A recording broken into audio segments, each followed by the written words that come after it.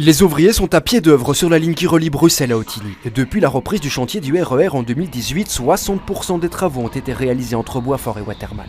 On a mis en service 2 nouveaux quais vers Ottignies et vers Bruxelles, ainsi que 2 nouvelles voies. On a élargi le pont de la rue de l'Élan et on a également poussé un passage sous voie en gare de Watermal pour permettre aux piétons et aux usagers faibles de circuler.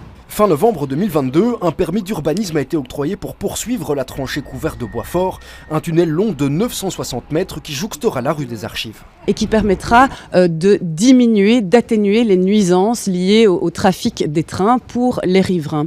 Ce permis nous permettra également de poursuivre la construction des murs anti-bruit, donc des fondations ont déjà été placées. Mais pour installer ces fondations, des arbres ont été abattus le long de cette rue, aux grand dames de ce riverain qui voit là un écran de verdure disparaître devant sa porte. En conséquence, c'est déjà une vision qui est beaucoup plus agréable qu'avant, puisqu'avant on n'avait que des arbres qui faisaient 8 mètres de haut, donc qui nous protégeaient du soleil, de la lumière, des travaux, du bruit, etc. De son côté, Infrabel le confirme, il s'agit bien d'une période de transition. Une fois que les murs anti-bruit seront placés, une partie de la végétation retirée sera replantée.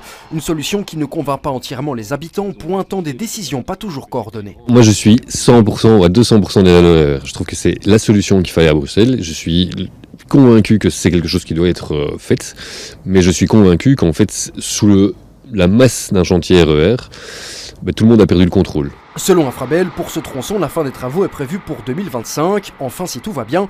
Pour rappel, la première version du RER était prévue pour 2002.